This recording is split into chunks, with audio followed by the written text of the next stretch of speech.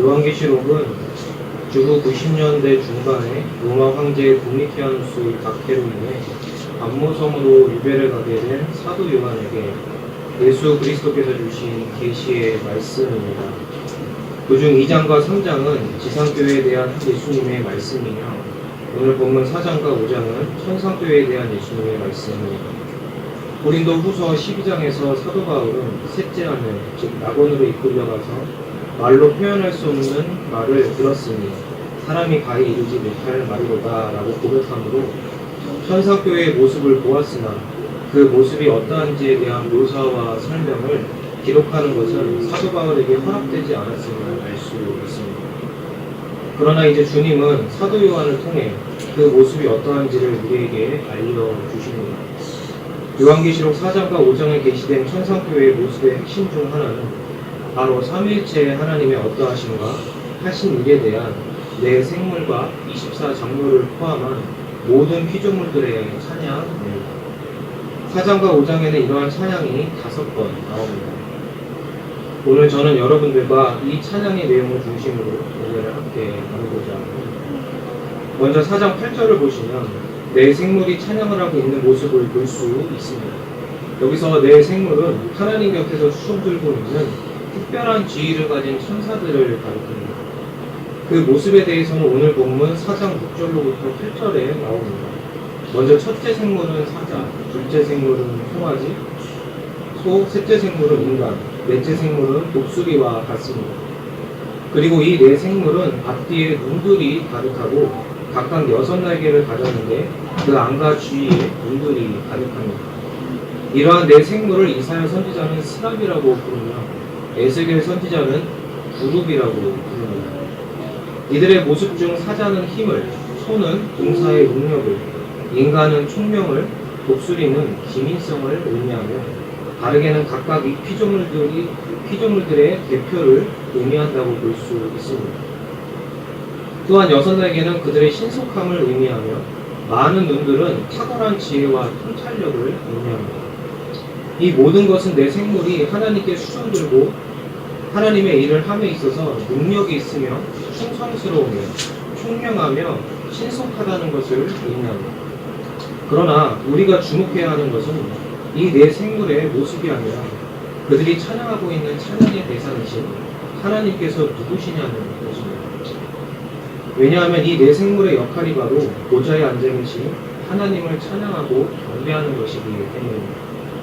요한계시록 4장 8절을 보시면 그들은 하나님을 밤낮 쉬지 않고 찬양하고 있습니다. 그리고 그 찬양의 내용은 다음과 같습니다.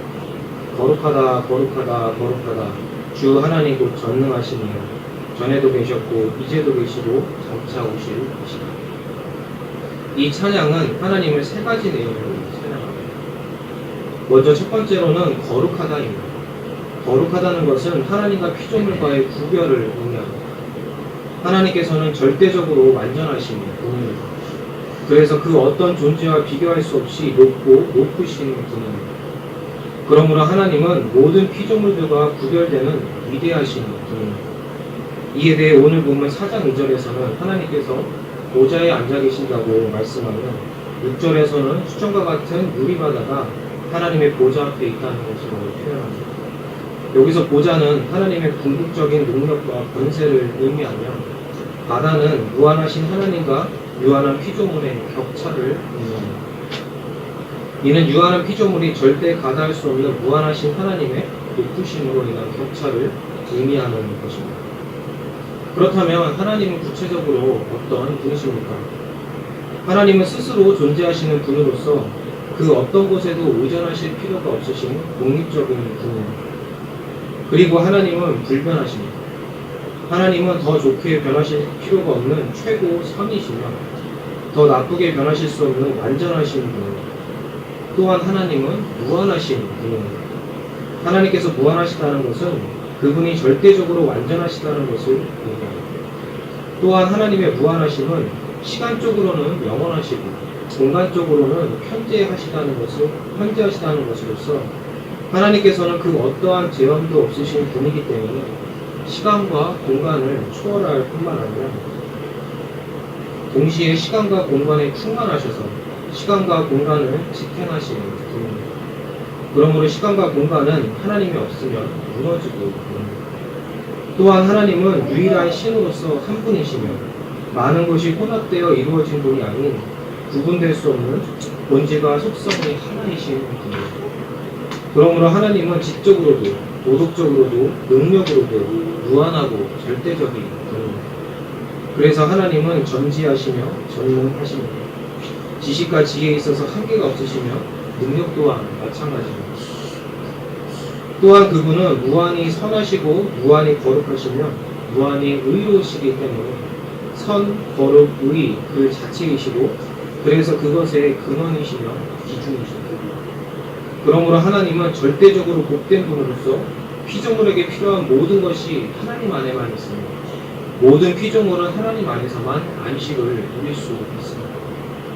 우리는 이러한 하나님의 존재에 대해 간과할 때가 많습니다. 하나님께서 무한하시다고 했을 때 그냥 그런가 보다 하고 넘어갈 때가 많습니다. 하지만 우리는 이러한 하나님의 어떠하심, 즉 하나님의 존재를 깊이 묵상해야 합니다. 진리의 핵심은 바로 하나님께서 누구신지에 있습니다. 물론 우리는 그분이 하신 일, 즉 창조와 구원을 통해 그분이 누구신지를 알 수 있지만 그분의 사역의 시작은 바로 그분의 존재입니다. 이러한 하나님의 존재에 대해 말로 설명할 길이 없어 사도 요한은 오늘 본문 4장 3절에서 벽업과 홍보석과 녹보석과 같이 아름답고 귀한 보석으로 묘사하고 있습니다. 여기서 벽옥은 수정과 같이 맑은 보석으로서 이는 하나님의 영광과 거룩성을 의미하고 홍보석은 붉은 보석으로서 하나님의 사랑 또는 진노와 심판을 의미하며 그리고 녹보석은 푸른 보석으로서 하나님의 은혜와 자비를 나타낸다고 할 수 있습니다. 그러나 이처럼 그 각각의 보석이 의미하는 바가 있지만 사실 이 보석들은 전체적으로 가까이 가지 못할 빛에 거하시는 하나님의 영광을 의미한다고 볼 수 있습니다. 하나님께서는 절대적으로 완전하신 분으로서 무한히 높으시고 존귀하시며 탁월한 분입니다. 그래서 하나님은 절대적 찬란함과 최고의 위대함으로 인해 가까이 갈 수 없고 도달할 수 없는 빛 가운데 거하시는 분입니다. 그래서 하나님은 지극히 높은 보좌에 계십니다. 그래서 이사야 선지자는 다음과 같이 말씀합니다. 여호와께서는 지극히 존귀하시니 그는 높은 곳에 거하시며 정의와 공의를 시온에 충만하게 하십니다. 지극히 존귀하며 영원히 거하시며 거룩하다 이름하는 자 이와 같이 말씀하시되 내가 높고 거룩한 곳에 있으며 또한 통회하고 마음이 겸손한 자와 함께 있나니 이는 겸손한 자의 영을 소생시키며 통회하는 자의 마음을 소생시키려 그리고 사도 바울은 다음과 같이 고백합니다. 오직 그에게만 죽지 아니함이 있고 가까이 가지 못할 빛에 거하시고 어떤 사람도 보지 못하였고 또 볼 수 없는 이시니 그에게 존귀와 영원한 권능을 돌릴지어다. 이에 대해 신학자 바빙크는 다음과 같이 말합니다. 모든 피조물이 가리키는 최상의 아름다움은 하나님입니다. 하나님은 최상의 존재, 최상의 진리, 최상의 선이시며 또한 불변하는 최상의 미이기도 합니다. 하나님은 최상의 아름다움입니다. 왜냐하면 자신의 존재 안에 절대적 통일, 크기, 그리고 질서가 있기 때문입니다. 이와 같이 하나님은 모든 피조물과 구별된 지극히 높으신 분이시다. 거룩하시다. 그런데 이와 같이 거룩하신 하나님은 성부, 성자, 성령, 세 위격으로 계십니다. 그래서 내 생물은 거룩하다를 3번 찬양합니다. 거룩을 3번 찬양하는 것은 하나님의 본질과 속성에 최상의 거룩함을 찬양하는 것인가 동시에 그러한 동일한 본질이 보좌에 앉으신 성부 하나님과 보좌에 앉으심과 동시에 어린 양의 모습으로 보좌와 피조물 사이에 계신 예수 그리스도와 하나님의 일곱 영이신 성령 하나님께 속한 것이기 때문에 세 위격 각자에게 거룩함을 돌리는 찬양입니다. 다음으로 내 생물은 하나님의 전능하심을 찬양합니다. 절대적으로 완전한 하나님은 전능하신 분입니다. 이러한 하나님의 전능하심은 창조와 구속을 통해 드러나며 알 수 있습니다. 그래서 오늘 본문 4장 11절에서 24장로는 하나님의 창조와 섭리를 찬양하며 5장 9절과 10절 그리고 12절에서는 내 생물과 24장로 그리고 수많은 천사가 하나님의 구속을 찬양합니다. 여기서 24장로는 구약과 신약의 모든 하나님의 백성의 백부자들을 의미합니다. 이들은 4장 11절에서 하나님의 창조하심과 창조하신 세상을 보존하시고 다스리시며 통치하시는 섭리로 창조와 섭리의 근원이 하나님의 뜻을 찬양하고 있습니다. 아무것도 없는 무에서 유를 만들어내는 창조는 오직 하나님께만 가능합니다. 하나님은 아무것도 없는 무에서 수백억 광년이 넘는 우주를 창조하셨습니다. 그 우주 안에는 수없이 많은 은하들과 별들과 행성들이 있습니다. 그리고 이 수많은 은하들과 별들이 모두 하나님께서 만드신 질서에 따라 움직입니다. 그리고 이러한 질서와 감정 등과 같은 보이지 않는 것들도 하나님께서 창조하셨고 영적인 존재인 천사도 만드셨습니다. 그리고 창조의 절정으로서 하나님의 형상인 사람도 만드셨습니다. 그래서 이 모든 하나님의 피조물들은 하나님의 영광을 드러냅니다. 그리고 하나님께서는 만드신 모든 것을 친히 다스리십니다. 모든 피조물은 하나님이 없으면 존재할 수 없습니다. 그래서 피조성은 의존성입니다. 그래서 모든 피조물은 하나님을 의존해야만 합니다. 그래서 하나님은 이 모든 피조물을 하나님께서 만드신 질서에 따라 시간과 공간 안에서 살고 움직이게 하십니다. 인류의 역사도 절대 주권으로 다스리시며 통치하시는 왕입니다. 이에 대해 본문 4장 2절에서는 하나님께서 보좌에 앉아 계신다고 말씀합니다. 여기서 보좌는 앞서 살펴본 것처럼 하나님의 궁극적인 능력과 권세와 함께 왕의 주권적인 위엄을 의미합니다. 하나님께서는 왕으로서 온 우주 만물과 함께 수십억이 넘는 사람들과 수많은 천군 천사들 각자와 모두를 그들의 환경과 행실뿐만 아니라 그들의 마음과 생각까지도 주관하고 다스리십니다. 그래서 인간의 역사를 포함한 모든 만물이 하나님의 선하신 목적에 따라 움직이게 되십니다. 그리고 역사의 끝과 만물의 끝, 그리고 새하늘과 새 땅의 시작 모두가 하나님의 손에 달려 있습니다. 그래서 하나님은 알파와 오메가이십니다. 이러한 창조와 섭리는 결코 유한한 존재가 할 수 없습니다. 오직 전능하신 하나님만이 할 수 있습니다.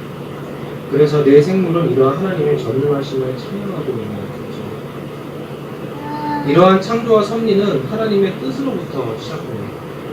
그래서 24장로는 오늘 본문 4장 11절에서 만물이 주의 뜻대로 있었고 또 지으심을 받았나이다 라고 찬양합니다.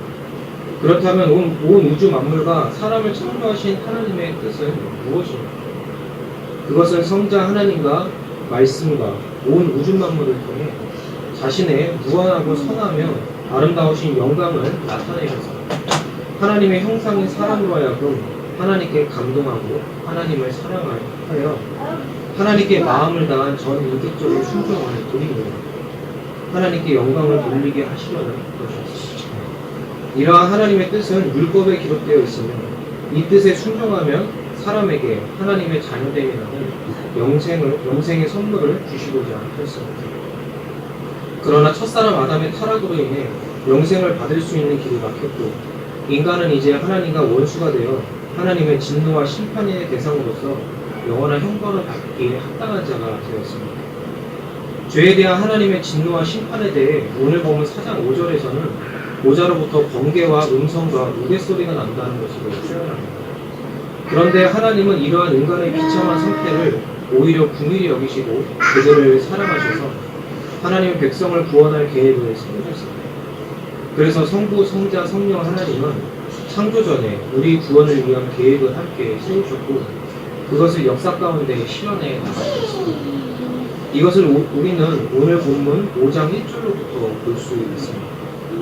본문 5장 1절을 보시면 보좌에 앉으신 하나님의 오른손에 두루마리가 있는 것을 볼 수 있습니다. 여기서 오른손은 하나님의 주권을 상징하는 것으로서 두루마리에 기록된 내용이 하나님의 주권에 의해 결정된 내용들이라는 것을 의미합니다. 그렇다면 이 두루마리에는 어떤 내용이 기록되었을까요? 이 두루마리에는 요한계시록에 기록된 내용들, 즉 죄악된 세상의 심판과 하나님의 백성들의 구원의 완성이라는 하나님의 구원 계획이 어떻게 성취되고 완성될지에 대한 내용들이 기록되어 있습니다. 그래서 그 두루마리를 펴고 이를 떼기에 합당하다는 것은 바로 그러한 하나님의 구원 계획을 성취할 능력을 가졌다는 것을 의미합니다. 그렇다면 과연 누가 그러한 능력을 가진 자일까요? 하나님의 구원 계획을 성취하고 완성하는 것이 피조물의 능력으로 가능할까요? 결코 그렇지 않습니다. 그래서 오늘 본문 5장 3절을 보시면 힘 있는 천사가 하늘 위에나 땅 위에나 땅 아래에 능히 그 두루마리를 펴거나 보거나 할 자가 없다라고 말합니다. 그래서 사도 요한은 이 말을 듣고 크게 웁니다. 이러한 사도 요한의 슬픔은 우리의 하나님의 구원 계획을 알고자 하는 갈망과 그 계획이 성취되고 완성되기를 원하는 간절한 소원이 있는데 그것을 아는 것과 그 성취와 완성의 불가능성으로 인한 두려움과 아쉬움에서 나오는 슬픔이 우리에게도 진리에 대한 이러한 간절함이 필요합니다. 그런데 이렇게 슬퍼하는 사도 요한에게 한 장로가 다가가 그 두루마리를 펴고 인을 떼기에 합당한 분이 계시다고 말함으로써 사도 요한을 위로합니다. 그렇다면 그분이 누구십니까? 그분은 바로 예수 그리스도이십니다. 장로는 예수님을 유대 지파의 사자 다윗의 후기라고 소개합니다. 이것은 예수님께서 바로 하나님이심을 의미합니다. 예수님은 이 땅에 오신 하나님으로서 유대 지파 다윗의 후손으로 오실 예언된 메시아입니다. 여기서 사자와 다윗은 둘 다 용맹하여 전쟁에서 승리하는 왕을 의미합니다. 이것은 여호수아 5장에 나오는 여호와의 군대 장관을 생각나게 됩니다. 그렇다면 이 왕은 누구에게 승리하는 왕입니까? 하나님의 뜻에 따라 유대의 지파의 사자요 다윗의 후비로 오실 메시아는 바로 죄와 사망을 멸하시어 사탄의 권세를 이기시기 위해 오시는 분입니다. 그렇다면 과연 누가 죄와 사망을 멸하여 사탄의 권세를 이길 수 있겠습니까? 인간으로서는 불가능합니다. 죄로 오염된 본성을 깨끗이 하고 죄에 대한 값을 다 지불하여 속죄할 수 있는 능력을 가진 이 죄 없는 인간은 단 한 사람도 없습니다. 또한 육신의 사망과 영혼의 사망을 멸하고 생명을 줄 수 있는 능력은 인간에게 그리고 천사에게도 없습니다. 또한 사탄의 세력과 싸워 이길 수 있는 능력 또한 인간에게는 없습니다. 그러므로 이 모든 문제를 해결할 수 있는 분은 전능하신 하나님입니다. 하나님의 전능하신 능력만이 죄와 사망과 사탄의 세력을 멸할 수 있고 이길 수 있습니다. 그래서 성자 하나님께서 죄 없는 사람이 되셔서 이 땅에 오셨습니다. 그렇다면 하나님이신 예수님은 어떠한 방법으로 죄와 사망을 멸하시어 사탄의 세력을 이길 수 있는 것입니까? 그것은 그분의 죽으심을 통해서만 가능합니다. 그렇다면 하나님이신 분이 어떻게 죽으실 수 있습니까? 그것은 불가능합니다. 그래서 성자 하나님은 우리를 대신해서 죽으시기 위해 죄 없는 사람이 오셨습니다. 오늘 본문 5장 6절을 보시면 사도 요한은 사자의 모습이 아닌 어린 양의 모습을 하고 있는 예수님을 보게 됩니다. 이것은 죄 없는 참 사람이신 예수님을 보고 있는 것을 의미합니다. 예수님은 성자 하나님으로서 성부 하나님과 동일한 본질을 갖고 계신 하나님이십니다. 그래서 하나님으로서 예수님은 성부 하나님과 동일한 보좌에 앉아 계십니다. 그러나 동시에 성육신하신 예수님은 사람으로서 어린 양의 모습으로 보좌와 피조물 사이에 서 계십니다. 이것을 통해 우리는 예수님께서 하나님이시면서 동시에 사람이심을 알 수 있습니다. 그런데 오늘 보면 5장 6절을 보시면 그 어린 양은 일찍이 죽임을 당했습니다. 일찍이 죽임을 당한 어린 양은 출애굽기 12장에 나오는 6월절 어린 양과 이사야 53장에 나오는 고난받는 종을 생각나게 합니다. 예수님은 6월절 어린 양과 고난받는 종으로서 십자가에 달려 죽으셨습니다. 예수님께서 십자가에 달려 죽으신 이유는 하나님께 우리를 대신해 우리의 구원을 위한 죄의 값을 지불하시기 위함입니다. 동시에 우리의 죄를 대신 지시고 죽으시어 우리의 죄를 죽이시고 부활하심으로 사망을 이기셔서 사탄의 세력을 멸하시기 위함이었습니다. 그런데 십자가의 죽으심으로 죄의 값을 지불하실 때는 하나님의 진노, 즉 쏟아지는 신적인 진노를 감당해야 합니다. 이것을 예수님은 십자가에 달리신 6시간 중 뒤 3시간 동안 흑암 가운데서 다 받으셨습니다. 그런데 만일 예수님께서 단지 사람이셨다면 이 진노의 잔을 다 마시기 전에 진멸되었을 것입니다. 왜냐하면 피조물은 하나님의 신적인 무한한 진노를 감당할 수 없기 때문입니다. 예수님께서 십자가 위에서 지신 죄악들에는 온갖 종류의 죄가 있습니다. 온갖 우상 숭배들과 신성 모독들뿐만 아니라 매일 뉴스에 나오는 수없이 끔찍하고 더럽고 악한 죄들을 대신 다 지신 것입니다. 그리고 그 수많은 죄악을 보신 성부 하나님께서는 그 죄들에 대한 끓어오르는 신적인 무한한 진노를 우리가 아닌 예수님께 다 쏟아 부으셨습니다. 그렇다면 그 진노와 분노가 얼마나 크겠습니까? 그렇기 때문에 사람으로서만은 그것을 감당할 수 없습니다. 그리고 만일 예수님께서 다 감당하지 못하고 진멸되셨다면 우리를 위한 구속은 성취되지 못했습니다. 그리고 그 나머지는 우리가 직접 감당해야 했을 것입니다. 그러나 예수님은 죄가 없으신 사람이실 뿐만 아니라 하나님이셨습니다. 그래서 예수님은 자신의 신성으로 자신의 인성이 진노의 잔을 마시는 동안 진멸되지 않도록 지탱하셨습니다. 그런데 이러한 지탱하심은 인성의 고통을 조금 덜하게 하시기 위해 자신의 인성을 보호하신 것이 아닙니다.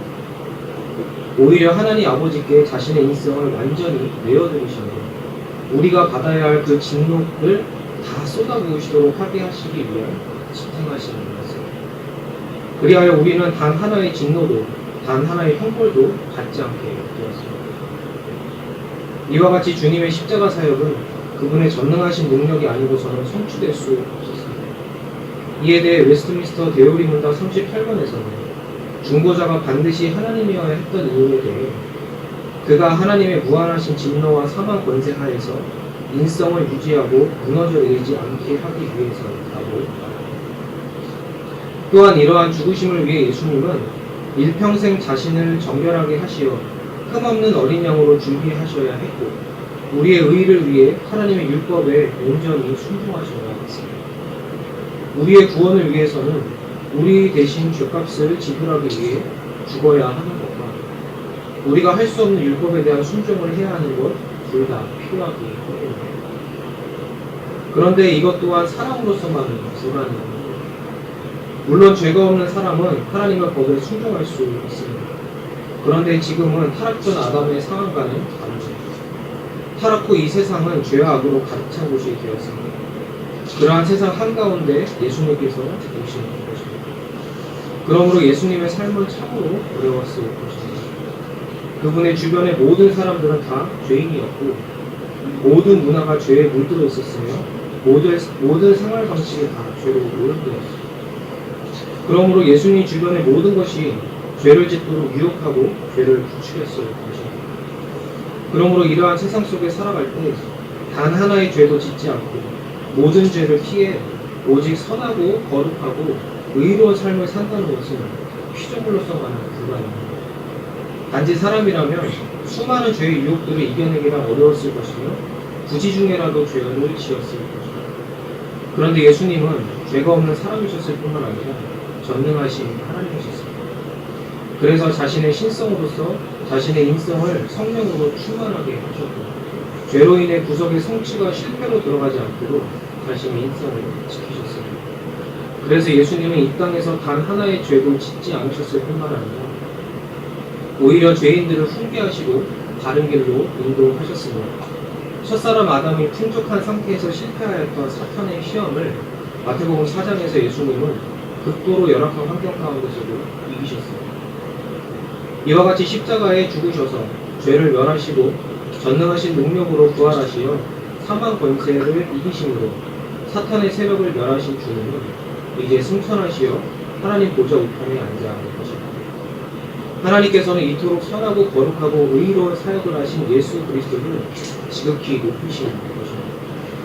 그리고 그분에게 하늘과 땅의 모든 권세를 주셨습니다. 즉 하나님의 구원 계획을 성취하고 완성할 권세를 예수 그리스도께서 받으시는 것입니다. 이러한 권세에 대해 오늘 본문 5장 6절에서는 일곱 뿔로 표현하고 있어요.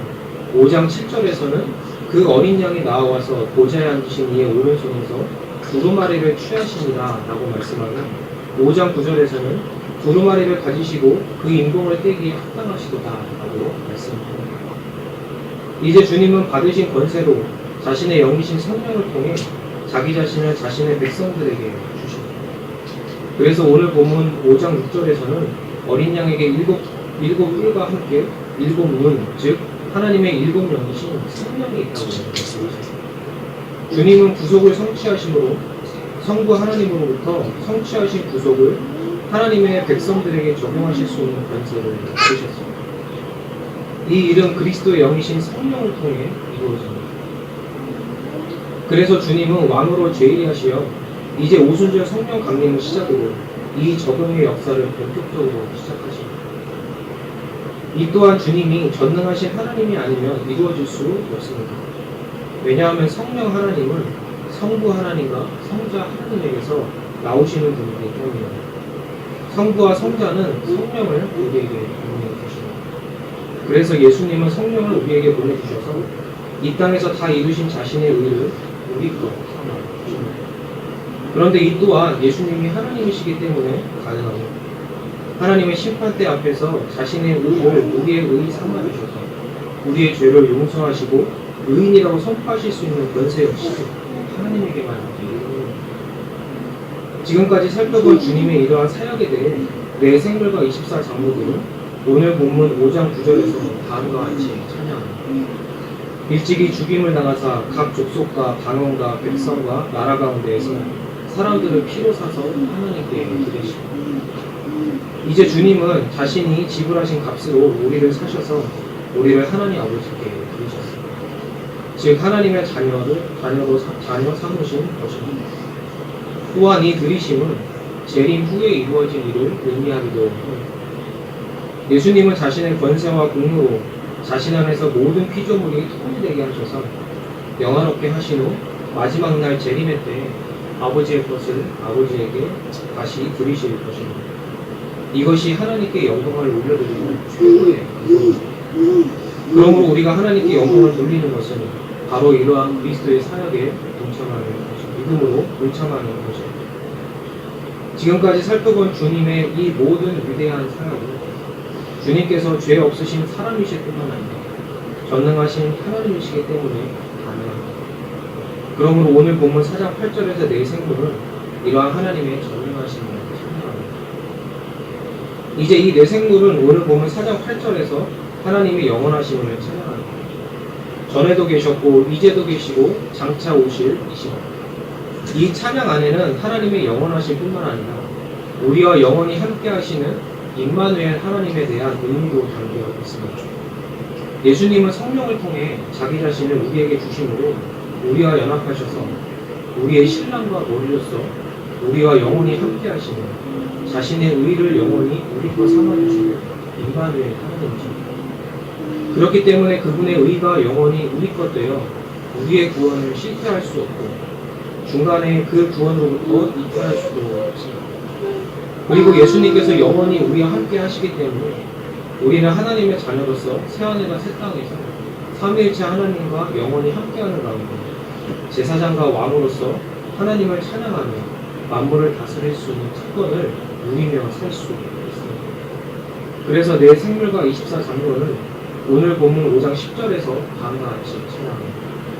그들로 우리 하나님 앞에서 나라와 제사장들을 삼으셨으니 그들이 땅에서 왕노를 부르고 24장로가 쓰고 있는 근간은 바로 그리스도로부터 받은 이 왕권을 의미합니다.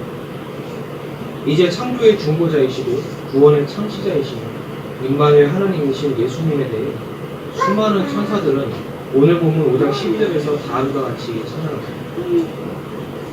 죽임을 당하신 어린 양은 능력과 부와 지혜와 힘과 존귀와 영광과 찬송을 받으시기에 합당합니다. 여기서 능력은 구속을 성취하고 적용하며 완성할 수 있는 주님의 전능한 능력을 의미합니다. 부는 성취된 구속으로 인한 의와 구원과 왕권을 의미합니다. 지혜는 그분의 전능하신 능력과 지식을 선한 목적을 위해 사용하셔서 하나님 아버지의 뜻을 성취하시고 우리의 의와 구원과 왕권이 부를 이루심을 의미합니다. 힘은 그 지혜로 이루신 부를 우리 것 삼아주시고 그것을 잃지 않도록 우리를 지키시는 그분의 힘을 의미하고, 존귀는 이 모든 것을 소유하고 이루신 그분의 가치를 의미하고, 영광은 이러한 하나님의 존재의 참함을 의미하고, 4장 11절과 5장 13절에 나오는 권능은 그분의 창조와 구원의 사역의 권세와 능력을 의미하고, 마지막으로 찬송은 이러한 하나님께서 받으시기에 합당한 것입니다. 이제 오늘 본문 5장 13절을 보시면 하늘 위에와 땅 위에와 땅 아래와 바다 위에와 또 그 가운데 있는 모든 피조물이 보좌에 앉으신 이와 어린 양에게 찬송과 존귀와 영광과 권능을 세세토록 돌릴지어다 하고 찬양합니다. 지금까지 살펴본 그리스도의 모든 사역의 근원은 바로 성부 하나님의 사랑입니다. 하나님 아버지께서 죄악된 우리를 지극히 사랑하셨기 때문에 자신의 아들을 이 땅에 보내주셨고, 우리의 죄에 대한 희생제물로 십자가에 바치시기까지 하셨습니다. 십자가 위에서 성부 하나님은 자신의 아들을 우리 대신 죽게 하심으로 우리를 살리시는 것입니다. 그러므로 천상의 교회에서 이루어지는 5가지 찬양의 마무리는 바로 이러한 하나님 아버지의 사랑과 주 예수 그리스도의 공로에 대한 찬양입니다. 이 마지막 찬양에 대해 내 생물은 아멘으로 화답함으로 진실로 그러하다라고 고백하며 24장로들은 하나님께 엎드려 경배합니다. 마지막으로 오늘 본문 4장 8절을 보시면 내 생물이 이러한 찬양을 밤낮 쉬지 않고 드리고 있는 것을 볼 수 있습니다. 이는 하나님을 향한 내 생물의 찬양이 끊임없이 계속 지속되고 있음을 의미합니다. 내 생물은 천사들로서 우리와 같은 인격적인 존재인데, 인격적인 존재가 쉬지 않고 영원히 찬양한다는 것은 의무적으로는 불가능합니다. 그러므로 내 생물은 앞서 살핀 삼위일체 하나님의 존재와 창조와 구원의 모든 사역의 그 영광스러움과 찬란함과 아름다움에 압도되고 감동되어 내면에서 우러나오는 찬양을 쉬지 않고 하고 있는 것입니다. 또한 그러한 영광과 찬란함과 아름다움이 영원하기 때문에 영원히 찬양할 수밖에 없는 것입니다. 또한 24장로들은 자신의 군관을 하나님께 드리며 찬양합니다. 왜냐하면 그들이 입은 흰옷은 그리스도의 피로 인해 얻은 죄용서함과 의로움과 거룩함이며, 자신들이 받은 왕권은 오직 예수 그리스도의 공로에 의해 받은 것이기 때문입니다. 그러므로 24장로들은 그것이 자신의 것이 아니라 하나님의 것임을 겸손히 인정합니다. 그토록 큰 특권을 주신 성부, 성자, 성령 하나님께 엎드려 경배하며 찬양하고 있는 것입니다. 그리고 이제 이러한 천상의 교회의 찬양이 우리에게도 허락되었습니다. 왜냐하면 우리도 24장로와 같이 그리스도를 믿음으로 그분의 의를 전가받아 영생에 참여한 자들입니다. 그리스도 안에서 천상교회 예배에 참여하고 있는 자들입니다. 24장로의 모습은 바로 구원받은 하나님의 백성이 우리의 모습입니다. 그러므로 오늘 본문 5장 9절에 나오는 새 노래는 오직 그리스도의 공로로 거듭난 새 사람이 된 우리에게 합당한 노래입니다. 그러므로 우리도 내 생물과 24장로와 천사들과 모든 피조물들처럼, 그리고 그들과 함께 하나님께 찬양을 드릴 수 있는 주체입니다. 그들의 찬양이 곧 우리의 찬양입니다. 또한 구원받은 우리에게 하나님의 거룩하심과 전능하심과 영원하심은 우리와 아무 상관없는 하나님의 속성이 아니라 우리의 구원을 위한 하나님의 속성이며, 창조와 섭리 그리고 그리스도의 죽으심과 아버지께 드리심 또한 바로 우리의 구원을 위한 하나님의 사역입니다. 이와 같이 우리의 영원한 찬양의 내용은 삼위일체 하나님의 존재와 사역입니다. 이 땅에서 예배 때 드리는 찬양의 내용도 역시 동일합니다. 그러므로 우리는 이 진리에 주목하고 감사하며 찬양해야 합니다. 이것은 우리에게 주어진 가장 큰 특권입니다. 지금도 낙원에서는 모든 성도들과 천사들이 밤낮 쉬지 않고 이러한 찬양을 삼위 하나님께 기쁨과 감격 가운데 드리고 있습니다.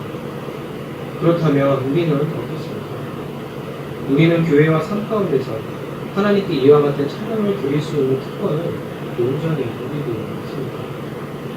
이제 우리도 이 땅에서 삼위 하나님의 존재와 사역을 바로 아는 것과 깊이 묵상하는 것에 힘쓰는, 그분을 믿고 감사하고 기뻐하며 찬양하는 특권을 누리기에 힘쓰라. 또한 우리는 이 특권을 우리의 온갖 핑계들로 누리지 않고 제한하며 거부하는 것을 주의해야 합니다. 교회는 이 특권을 누리기 위해 있는 것이죠. 그러므로 우리에게 주어진 구원과 이러한 놀라운 찬양의 특권을 가볍게 여기지 말고 내 생물과 24장로와 같이 우리를 창조하시고 구원하신 삼위일체 하나님의 존재와 사역을 늘 깊이 묵상하는 가운데 엎드려 경배하며 밤낮 쉬지 않고 찬양하는 은혜를 이 땅에서부터 풍성히 누리시는 저와 십자가교회의 모든 성도분들이 되시기를 간절히 소원합니다. 기도하시겠습니다. 거룩하고 자비로우신 하나님 아버지 감사합니다. 우리를 지극히 사랑하셔서 창조하셨을 뿐만 아니라 죄에 빠진 우리를 구원하시기 위해 예수 그리스도를 이 땅에 보내주셔서 우리를 대신해 죽게 하시며 우리를 구원하시고 영원히 하나님을 찬양하며 살아갈 수 있게 해주시며 감사드립니다.